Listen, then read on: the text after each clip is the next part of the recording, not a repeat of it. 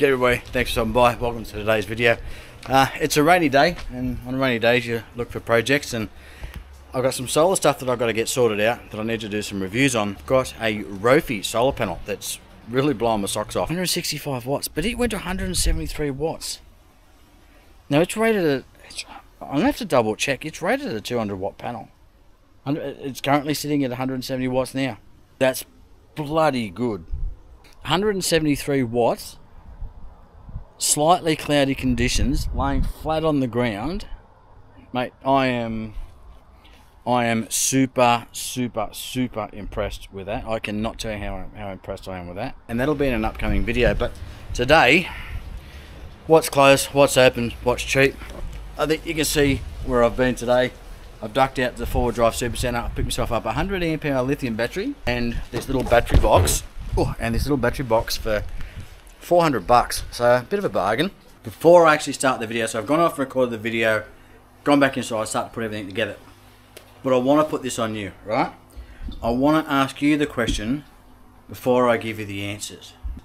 Without any prior information, we've got a 100 amp hour lithium battery in there, capable of putting out 100 amps continuous, sold to us with a battery box, the battery box that you see it currently in, as part of a bundle.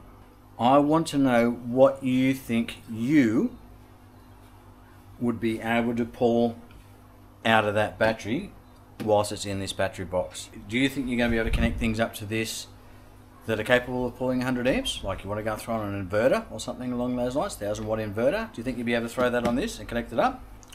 What do you think you'd be able to pull out of these terminals? So these are basically connected straight to the battery terminal inside. So a direct connection. What do you think you'd be able to pull out of these points? These waterproof connectors, that's what Kings refers to them on top. The rest of us know as them Anderson plugs. They can't use the name Anderson plugs because these are non-genuine ones. But what are these typically rated at? How much current do you think you could pull out of one of these? All questions we'll answer in this video. Now it does have a circuit breaker on the front here. Which out of all these outputs, you've got your two terminals here, your Anderson plugs, and your SIGGI socket and your USBs. Which of those terminals do you think that circuit breaker is going to protect? Do you think that once you have turned off this isolation switch, would you expect there to be any voltage on any of these terminals? Says it's capable of handling a battery up to 120 amp hours. You've bought the 100 amp hour battery in this as a combo, 399 bucks. Good deal. Do you expect your battery to fit in there without moving around in the box, without any additional effort on your behalf? All of those questions we'll answer in this video. I don't think you're going to like the answers.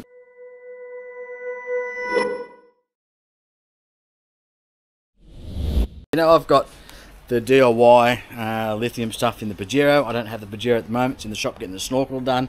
Stano, we'll talk about that in an upcoming video. But I've been using the Jackery 1000 Pro in the back of the Commodore to run the little 30 litre compact brass monkey fridge. Unfortunately, that's only got, I think it's about an 80 odd amp hour battery in that, and I'm just running into limitations with that as far as only being able to charge it up with 10 amps out of the car. It means that I'm going to have to step my game up a little bit. Well, a battery in it that I can charge at a higher rate. So we've gone with the lithium, stay with the lightweight. I've actually picked up the battery box to go with it because I thought that made sense.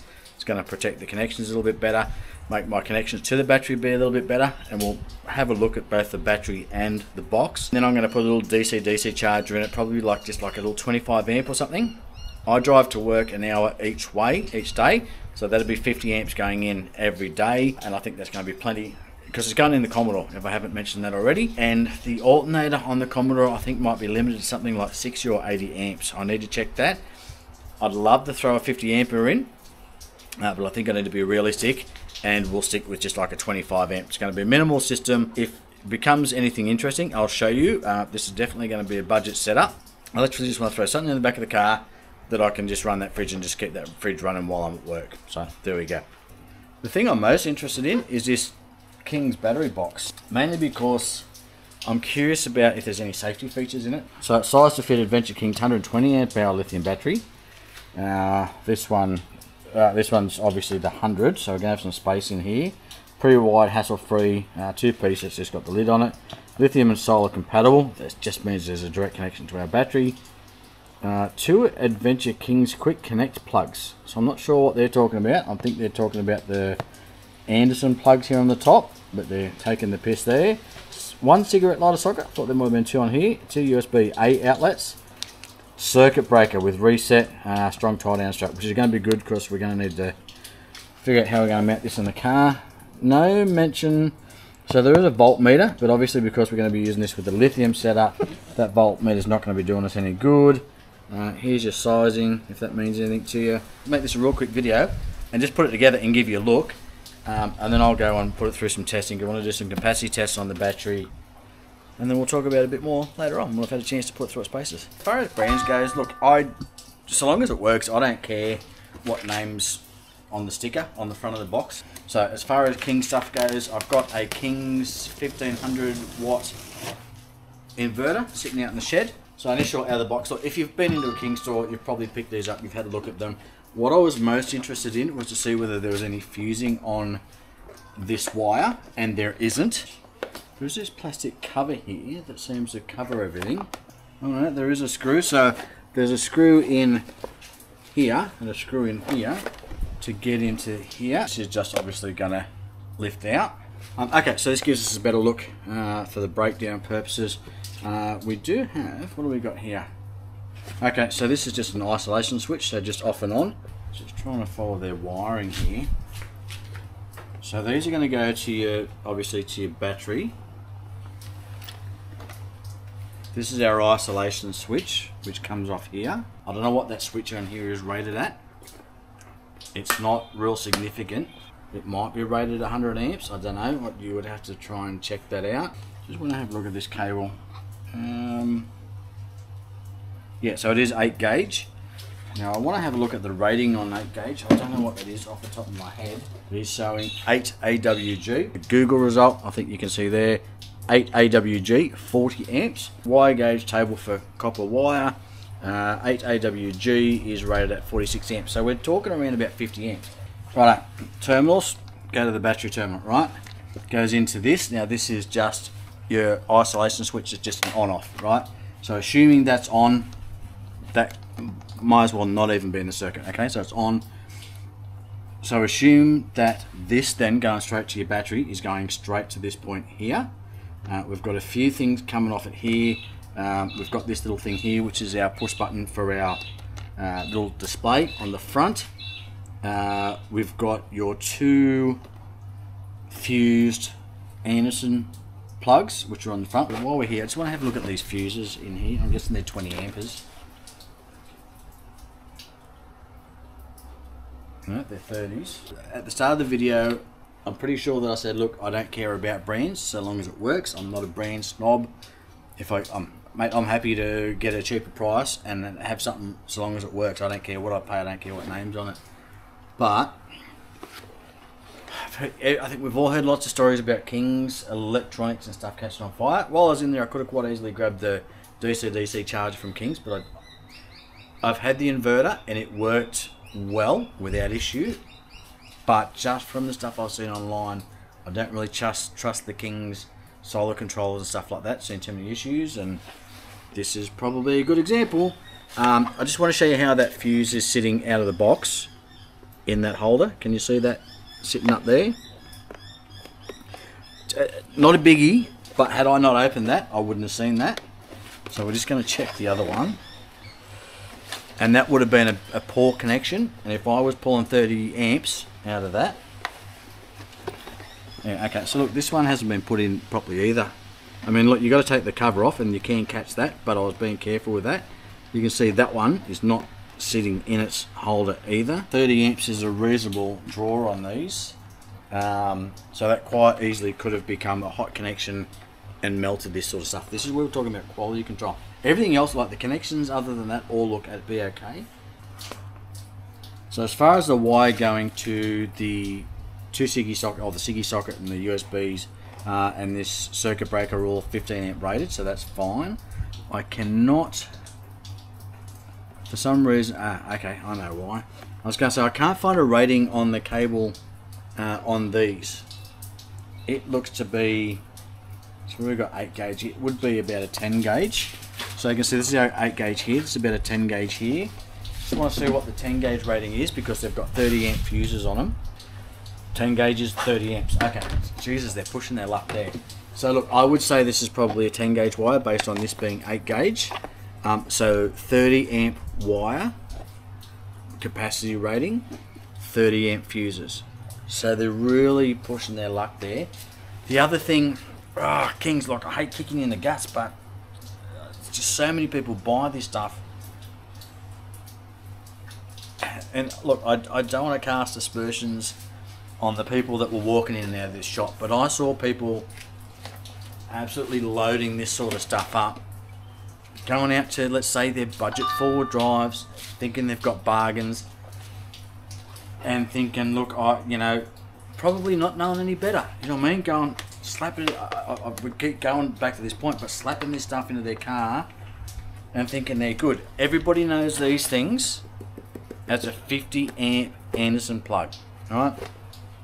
50 amp output, typically these are rated at, you know, and that's continuous. They're, I think they're higher than that, generally as a rule. I think it might be 75, maybe even higher than that. I think they're 50 amp rated at connecting and disconnection. So, but typically people see these as a 50 amp Anderson plug, right? So they go, ooh, 50 amp connected to my battery. Battery puts you out 100. My battery puts you out 100 amp hours. It says so on the ad. Thinking they're putting 50 amps, and then they're going to start blowing fuses. Now, people without knowledge will then go 50 amp fuse, 100 amp lithium battery, sold it to me as a box. They're going to go and pull out that 30 amp fuse. Probably going to try and slap a 50 amp in there if they can find one, and then run that. And that 30 amp capable handling wire is just going to melt, and they're going to have fire on their hands. There's just so much to this that's just asking for trouble. Just asking for trouble.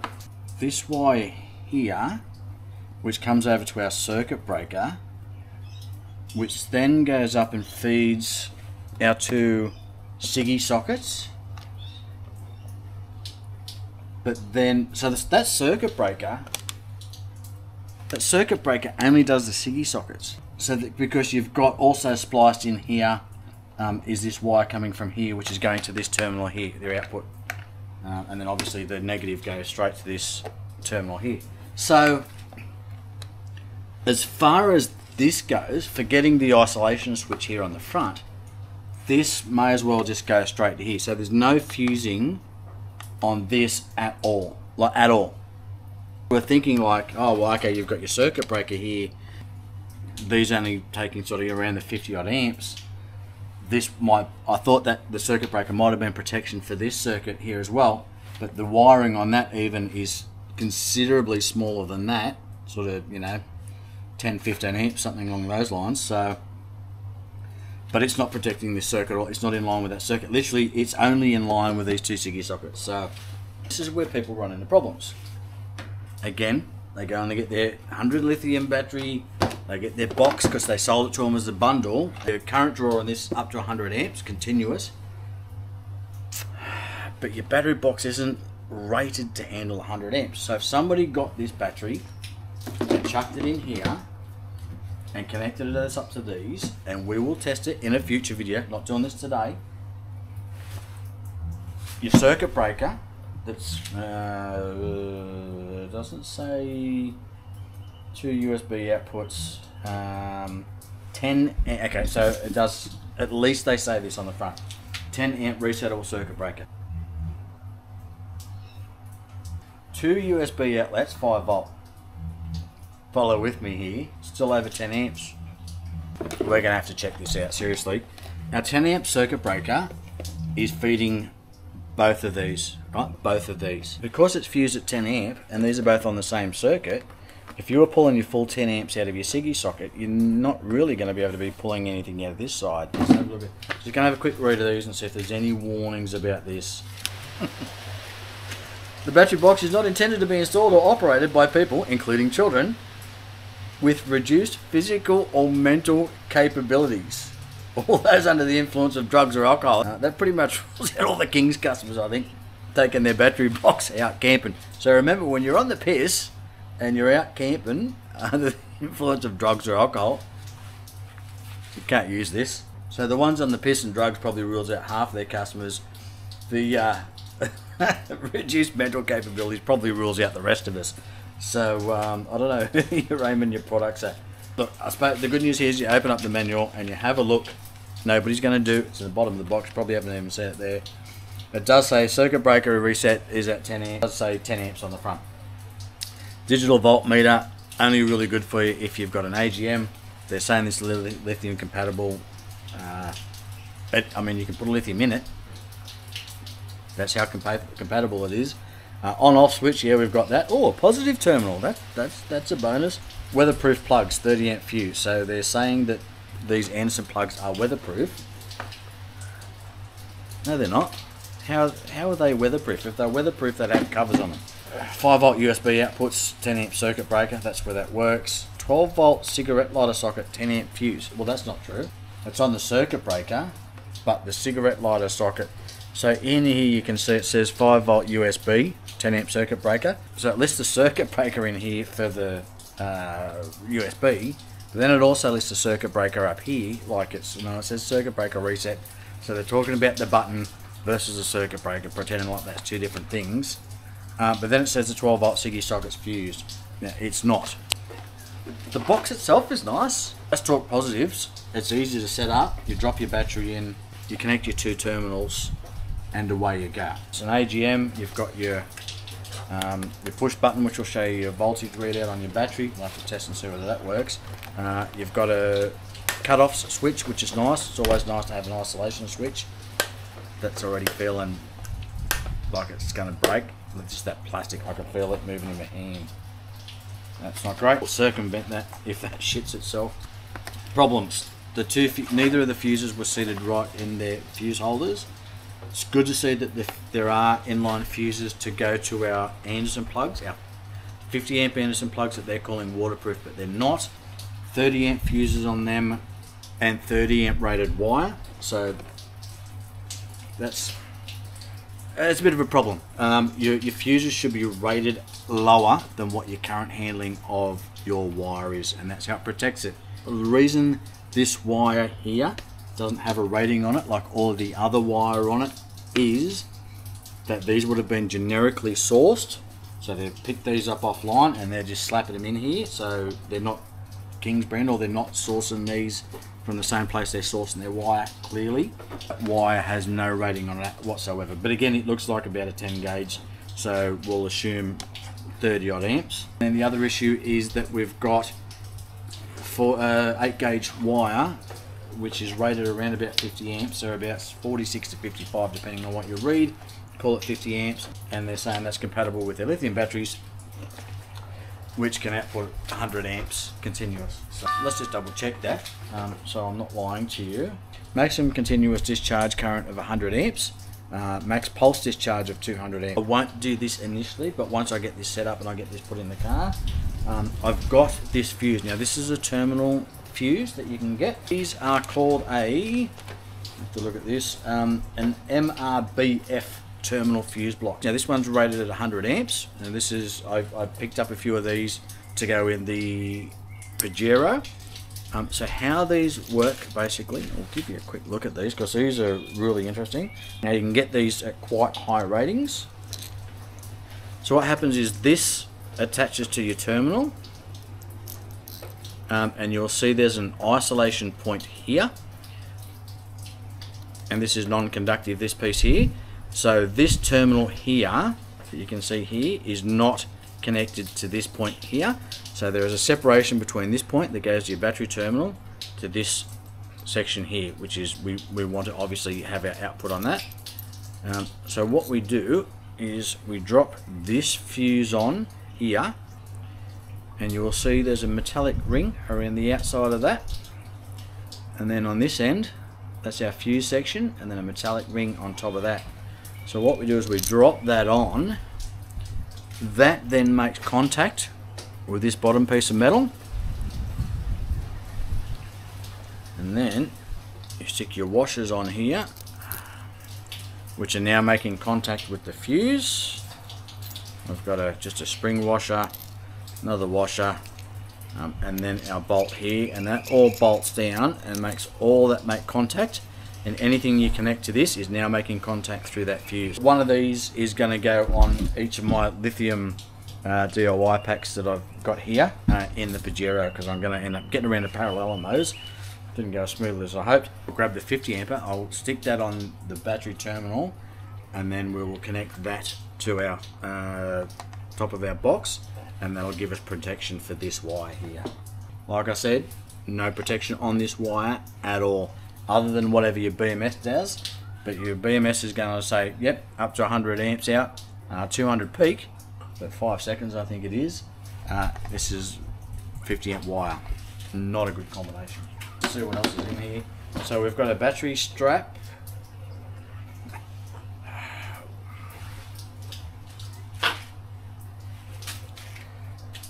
You're hurting my head, Kings. Fair dinkum. It says that there is a battery strap in here, and there is a battery strap here, but it's got like a plastic look, and it's probably, I don't know, look, I'm going to flat out say, look, I don't think that's fit for purpose for holding the battery down.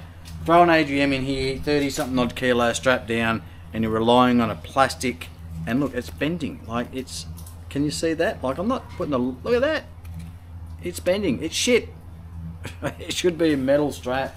That's not why I bought the battery. I just wanted the battery. I just need to calm down. I just wanted the battery.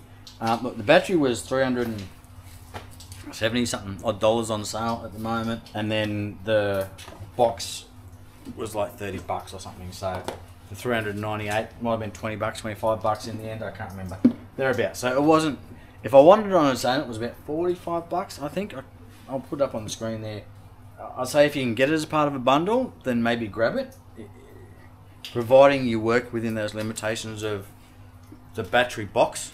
Understand that the battery box is rated lower than your battery. Work within those limitations, you'll be okay. Go over those limitations and start working within the limitations of the battery, not the box.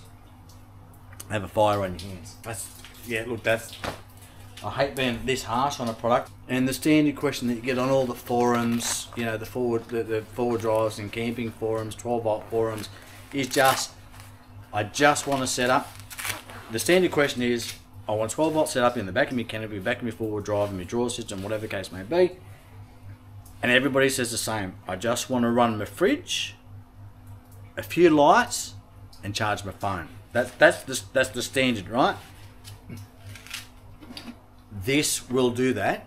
This will run your fridge. Your fridge is probably going to pull somewhere between 4 and 6 amps, depends on your size of the fridge. It's not going to run 24/7. So let's say 6 amps. I want to run a few lights. So let's say a couple of light strips, maybe 2 amps each, right? So you run 2 light strips. Let's say, yeah, let's say two light strips, because it's going to make the math easy, right? So 2 light strips at 2 amps each. We're now pulling 10 amps. No biggie. I want to charge your phone. You've got a USB socket on here, which is 5 volts at 2 amps, something along those lines. So another 2 amps there. So we're pulling about 12 amps. This battery box is going to handle this in its sleep. Not a problem. Your battery, not even going to know you're discharging it. When you start getting in trouble is when people start stretching things. They've got that, they're running it for 12 months, 6 months, whatever the case may be. They're happy. And then they go, oh, you know, 100 amp hour lithium batteries, 100 amp output. I could run an inverter off that. Let me go and get a... And what you'll hear is, you know, I'm going to go and run a 1500 watt inverter, but I'll never run it at full power. So 100 amp hour, 100 amp output is going to handle that. And then I'm going to go and get an induction cooktop. Induction cooktop's 2000 watts, which is, you know, 170 odd amps thereabouts. But I'm not going to run it at full power. Now go and have a look at my other videos on induction cooktops and how they work, etc. The toe kit one's probably a good example of that. because they just don't know how these things work. And then next thing, they're putting big loads on it because they think the battery can handle it. They've forgotten about the ratings. They haven't got their manuals sitting around, and they start loading these things up, and then they've got a fire or something going on, and their pride and joy on the side of the road, and they're in big trouble. And now be honest with yourself, because if you bullshit to yourself and say, all I want to do is run my fridge, but in the back of your mind you're going, nah, inverter, induction cooktop, air fryer, this isn't the setup for you. It just isn't. If you're honest with yourself and you go, yep, I just want to run a fridge, run my couple of lights and charge my phone, this will suit you down to the ground. For $400 just to run your fridge, etc., you've obviously got to have a way to charge it. So you've got your battery charger at home, or you've got a little DC charger, whatever the case may be. Go and snag one. Do it now. I mean, look, I don't know about longevity of the batteries. From what I've read, everybody's been pretty happy with these batteries. Seen the guys from Aussie Arvos do one of these batteries. Pat had one. He seemed happy enough with it. So from all reports, they seem to be pretty good bit of kit. I'm a little bit surprised at the weight, actually. I thought it would have been lighter, so when I picked it up and I'm like, whoa, okay, that's, what's that, 14.5 kilos. This is that's my 300 amp hour lithium battery pack here. These are all individual cells, but back in the day when I put that together, they were the most efficient price-wise if you're happy to DIY. The Dally 250 amp BMS and landed, I think it was all told somewhere between $700 and $800. So now, if you think that I'm going to be cutting this apart and whatever, you're watching the wrong video. It's not going to happen. So I want to use this in the car, but it seems like there's an awful lot of space in there. I reckon they could make this a lot smaller. Okay, so I'll say a BMS is on this end here somewhere. But you can compress this a little bit. Anyway, and it did mention the cells. They're not cylindrical cells. I think they're pouch cells or something in these. I'm not entirely sure. Anyway, I don't want to get into that. I really want to try and keep this just at a level that people who are looking to go and buy this for their first four-wheel drive, their first 12-volt setup, with not a lot of knowledge, I want to try and keep this on a level that everybody can understand. So back to this. This is the battery box. This comes with it. Number of different slots on this end. I'm hoping we're getting some light here. There's a number of different slots on this end, and you will just literally drop that in there, and that will make that fit your battery. So like it says, you can put anything up to 120 amp hour. That's the King's lithium battery, so it'll probably take up the whole size. We'll drop our battery in here, see what size it takes up, and then we'll just drop this in to take up the rest of that space and hold it in place. Might go and do this on the ground, eh? Right, so just going to drop our battery in here. It's going to go into our second slot.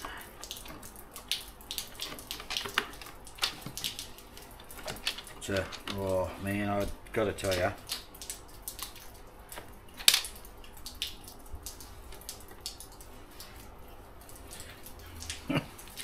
hopefully you can hear me with this rain. The battery box itself is flimsy. You can see this.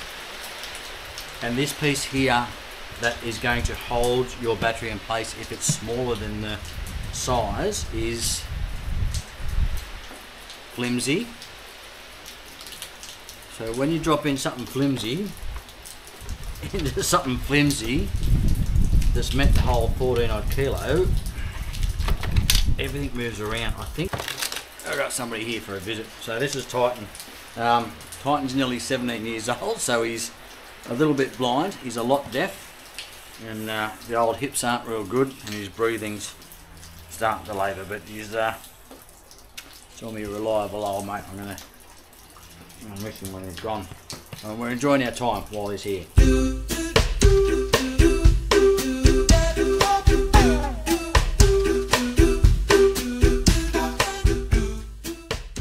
Still quite a bit of room down this side.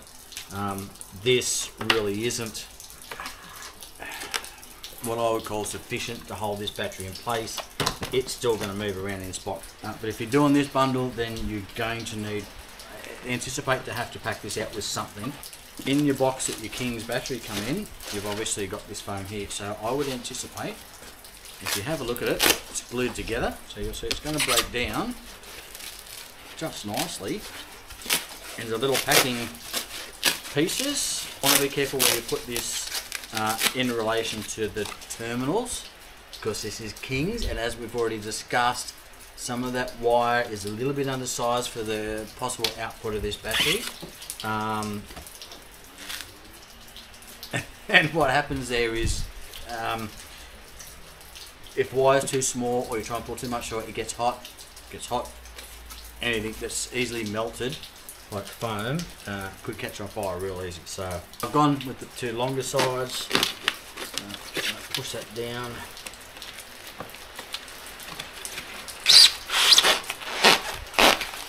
Got it there, it's free, you paid for it.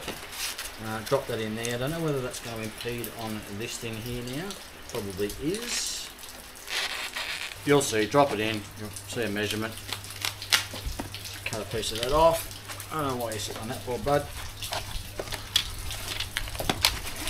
You can now get that in the side, and then that's not going to stop this thing from sliding in. So what I've got the two that were either end of that battery box. So we've still got another half in there that we can use if we need it. But I think these two pieces and a section of this will, we squeeze it all together.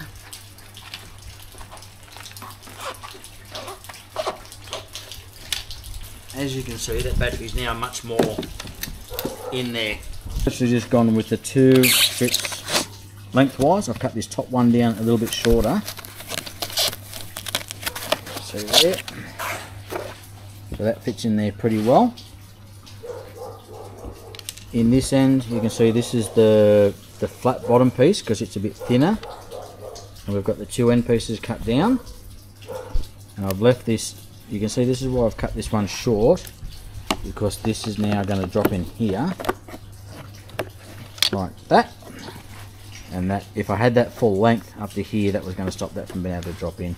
I mean, you could put more pieces in here, and we might just do that actually, just to give that some sort of rigidity. But as is, these bottom pieces are sort of holding that in place. So if you strap the box down with that strap they give you with the plastic buckle, that's holding the box down, but it's not holding your battery down. If your battery's not firm inside the box, it's going to be going all over the shop. And this thing,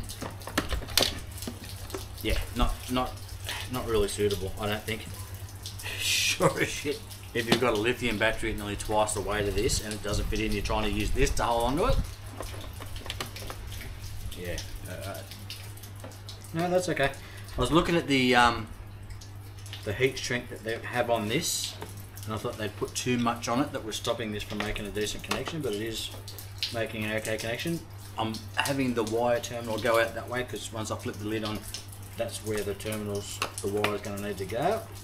I am just using a screwdriver at this point to tighten this down. Now, we shouldn't get a spark or anything here because there's no electronics in this as such with, you know, capacitors or anything like that. Sorry for just talking to you and you're looking at the top of my head. But look, this is really easy, how easy it is. You literally grab the battery box, drop your battery in. I'd recommend packing it just with the foam you've already got in your box. Tighten up your two terminals, and we're going to tighten those up tighter. Even at the battery box's rated power of, say, 50 amps, let's call it, I would still recommend you tightening down these terminals with something other than a screwdriver. Now, I've gone and grabbed a shifter to do this. I think you call it just a wrench, I think in the US or something along those lines, just to tighten these up. Don't think you need to go and grab this something. Don't think you're going to go and grab something this size and yank on these terminals. Just don't, but I just need to knock them up. So, and this was just what I had on hand. But that's it, just a little nudge.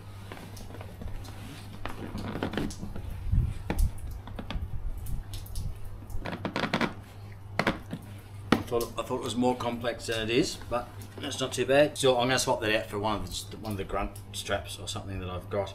So the good news is it's got handles on either end, which makes your 14 kilos nice and easy to pick up. Isolation switch is in the off position. Push the button on your voltage meter, nothing.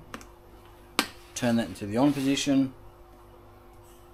Now I get 13.3 volts. So in their decimal place, but you'll figure that out. So 13.21. So that's interesting. We've got 13.21. So this meter is reading a little bit high. 13.21. So we've got 13.21 over all of our terminals. That's interesting. We're not getting anything on that.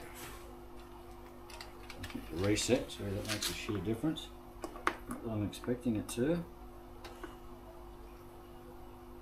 Alright, 13.21. So straight off that reset switch needed to be done. Seems to work again. Let's just quickly check that we turn that switch off as far as the isolation switch, just to make sure that we don't see any voltage across anything here. So I'm getting about 0.6 of a volt there. It's dropping, so there's some residual voltage being held somewhere. I'd be willing to bet that it's that power, the volt. I'd be willing to bet that it's a voltmeter holding a little bit of power. Yeah, it is draining. It's down to 0.4 of a volt, 0.3. It's dropping off, but there is some residual voltage being held by something. The only thing that I can see in that circuit that might do that would be that amp meter. But it's not coming on. It certainly doesn't have enough voltage to come on when the circuit's disconnected. If you get it, tread carefully. Don't try and pull 50 amps out of these. Don't try and pull 100 amps off these terminals, because you can't, and there's no protection on those. Definitely don't short circuit these with a lithium battery in it, otherwise you're in a world of hurt. I don't have an issue with the box on its own as a product. It's a little bit flimsy. The switch here I think is going to fail.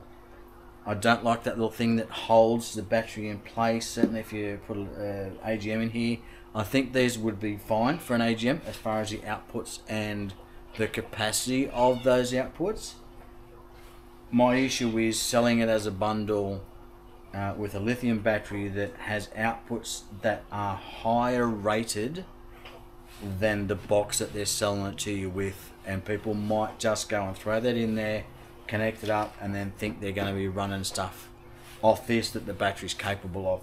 I'm torn. Like, I really want to nail it, and I want to nail it hard gun. It's just a piece of shit, but respectfully I know that people will want to buy this, and it will work. I just have an issue with it being bundled together. Now I'm going to use it. I'm going to throw it in the back of my car for $400. I'm happy with it because I got it as a bundle, and because I didn't pay much for the box itself. If I paid 40, 50 bucks or whatever they are, it might even be 65 bucks. I don't know. I'll put it up on the screen. But if I paid more than 50 bucks for this, I would be pissed. So, and literally I would take it back. If full price is over 50 bucks, I'd say don't touch it. Get the battery, sure. If you can get it in a bundle for the 400 bucks, get it, sure. If you can get it cheaper, even better. At this stage, it's pretty obvious how I feel about it. It's going to be fit for my purposes. Again, if you're looking to max the battery out in it, the lithium battery, you need to be aware of the limitations. So, and in the future video, we'll definitely test that battery out. We'll do some load tests. And I'll see if we can run an inverter off it, the King's one even, and then we'll see if we can hook up that tow kit induction cooker, and then I also have that Rock Armor 12 volt air fryer review coming up as soon as it turns up. I think it's due early March. I know a heap of us have ordered them for YouTube reviews, but again, one of the most painful experiences I've ever had of trying to spend money with somebody. If it's late or something, is not going to surprise me. That's it. Thanks very much for stopping by. That was a look at the King's battery box, lithium battery, 100 amp hour, small battery box combo deal from King's, currently on sale for $3.98 or something. It was I paid for it. Thanks very much for stopping by. If you're interested in those other things, chuck us a sub, whatever, or just swing back next time and we'll catch up. We'll talk about that stuff later on. Thanks very much for stopping by. Catch you in the next one.